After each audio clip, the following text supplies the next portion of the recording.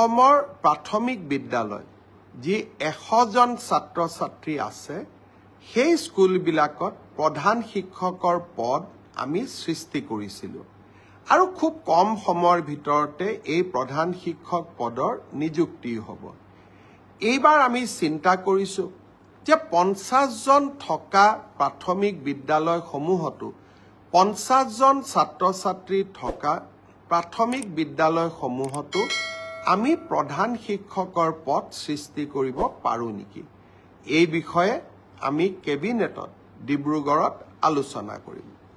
প্ৰাদেশিকৰণৰ আইনখন সংশোধনৰ বাবেও ইতিমধ্যে আমি সংশ্লিষ্ট সকলোৰে লগত কথা বতৰা পতা আৰম্ভ কৰিছোঁ যাতে সকলোৱে এই ক্ষেত্ৰত যিমান দূৰ পাৰোঁ 2006 চনৰ আগত স্থাপন হোৱা শিক্ষানুষ্ঠানসমূহত আমি যিমান পাৰোঁ আমি যাতে ন্যায় দিবৰ কাৰণে আমি চেষ্টা কৰিব পাৰোঁ এডিআৰিৰ ৰিজাল্ট দিলে মই অত্যন্ত আনন্দিত যে তৃতীয় আৰু চতুৰ্থ শ্ৰেণীৰ ৰিজাল্ট দিয়াৰ পিছত সকলোৱে এটা কথা স্বীকাৰ কৰিছে যে এই ৰিজাল্ট মেৰিটৰ আধাৰত হৈছে মেধাৰ ভিত্তিত হৈছে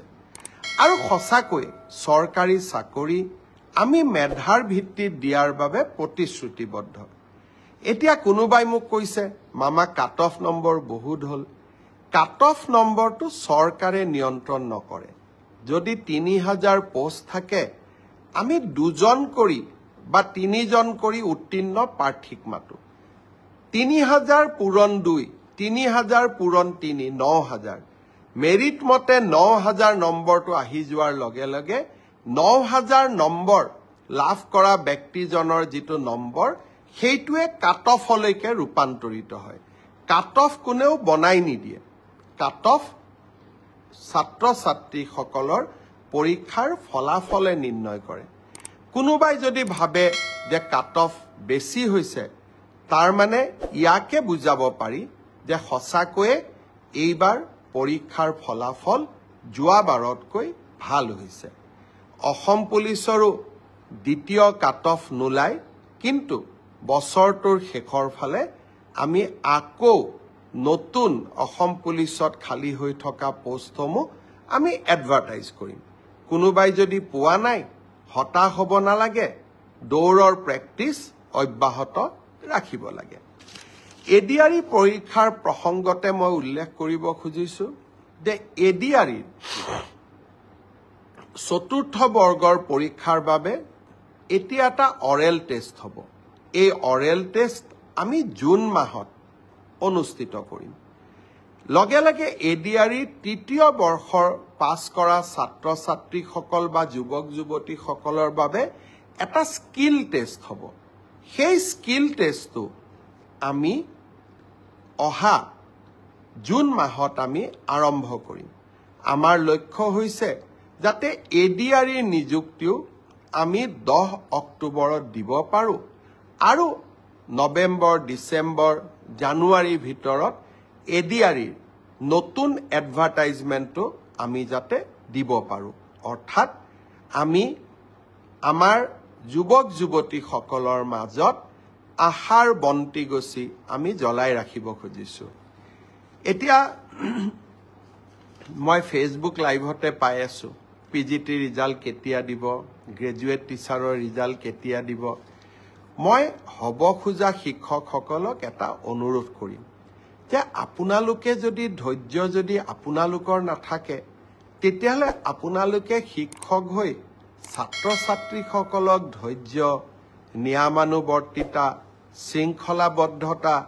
এই জ্ঞানবিলাকৰ বিষয়ে কেনেকৈ আপোনালোকে ল'ৰা ছোৱালীক শিকাব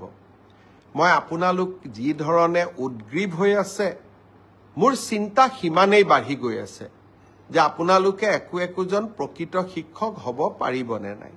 সেয়েহে যিমানে আপোনালোকৰ চিন্তা বাঢ়িছে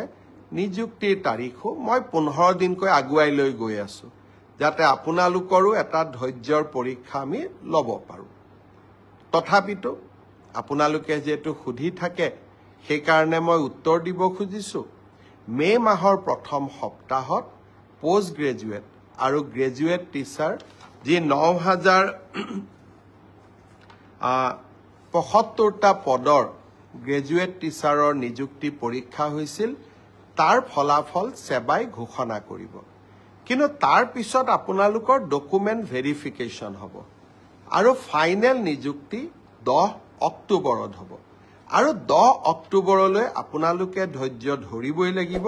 কাৰণ আমিও আপোনালোকৰ অকণমান ধৈৰ্যৰ পৰীক্ষা কৰিব খুজিছো ঠিক সেই ধৰণে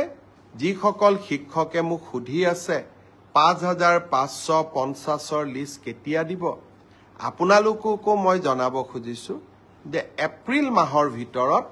আমি আপোনালোকৰ ডকুমেণ্ট ভেৰিফিকেশ্যনৰ কাম শেষ কৰিম মে মাহৰ পৰা আপোনালোকৰ প্ৰভিজনেল লিষ্ট ওলাব কিন্তু নিযুক্তি 10 অক্টোবৰত হ'ব আৰু তেতিয়ালৈকে আমি সকলোৱে ধৈৰ্য ধৰিম কোনোবাই ক'ব পাৰে যে নতুন নিযুক্তিৰ ল'ৰা ছোৱালীয়ে যদি ইমান দেৰি কৈ দিওঁ তাতো পোষ্ট ল'ব নেকি নহয় নতুন নিযুক্তিৰ তালিকা 10 অক্টোবৰৰ পিছত ওলাব গতিকে 10 অক্টোবৰত যিসকলে নিযুক্তি পাব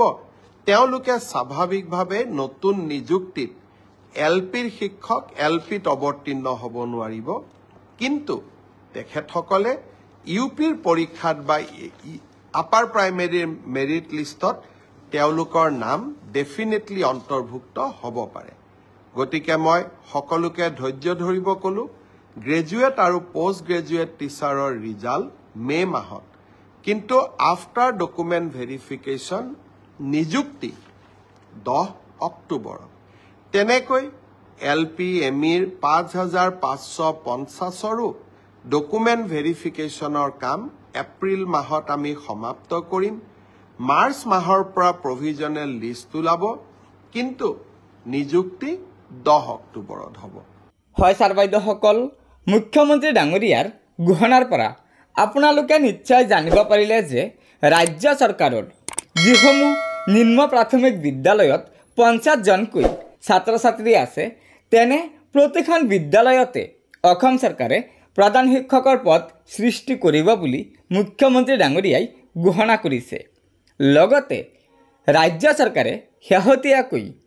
এলপি স্কুল এমই স্কুল হাই স্কুল আৰু হায়াৰ ছেকেণ্ডেৰীসমূহত খালী হৈ থকা শিক্ষকৰ পদ পূৰণ কৰাৰ বাবে যি বিজ্ঞাপন প্ৰকাশ কৰিছিল সেই বিজ্ঞাপনত অহা অক্টোবৰ মাহত শিক্ষক নিযুক্তি দিব গতিকে ছাৰ বাইদেউসকল এয়া নিশ্চয় মুখ্যমন্ত্ৰী ডাঙৰীয়াৰ এটা বৃহৎ ঘোষণা গতিকে লগৰ বন্ধুবৰ্গক এই ভিডিঅ'টো শ্বেয়াৰ কৰি মুখ্যমন্ত্ৰী ডাঙৰীয়াৰ আজিৰ এই ঘোষণাকেইটা জনাই দিব লগতে নতুনকৈ অহা ছাৰ বাইদেউসকলে অনুগ্ৰহ কৰি আমাৰ এই চেনেলটো ছাবস্ক্ৰাইব কৰি ল'ব ধন্যবাদ জয় আই অসম।